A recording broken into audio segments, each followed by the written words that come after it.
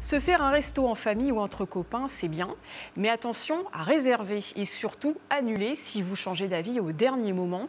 Plusieurs restaurateurs d'Indre-et-Loire constatent un manque à gagner important en cas de non-présentation.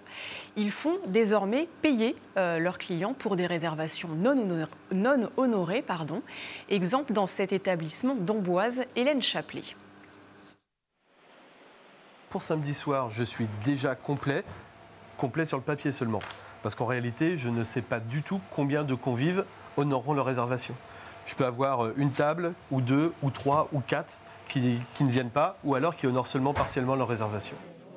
Dans la profession, on appelle ça le no-show, c'est-à-dire une réservation non honorée. Le phénomène se serait amplifié depuis la sortie du confinement. Dans ce restaurant amboisien, cet été, sur 50 réservations enregistrées à midi, 18 personnes ne se sont jamais présentées.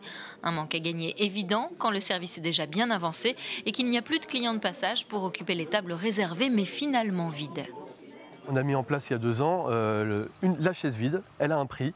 On a estimé son coût à 15 € le midi et 25 € le soir.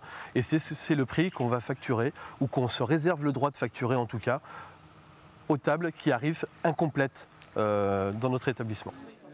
Autrement dit, si vous réservez pour 6, mais que vous ne venez finalement qu'à 4, sans prévenir, et que le restaurateur ne peut pas proposer les 2 places à d'autres clients, il se réserve le droit de vous les facturer.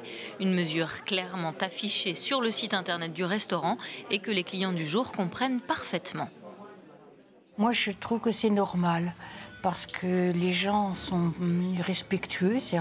Quand ils commandent, quand ils réservent des places, je veux dire, s'ils ne peuvent pas, il faut retéléphoner.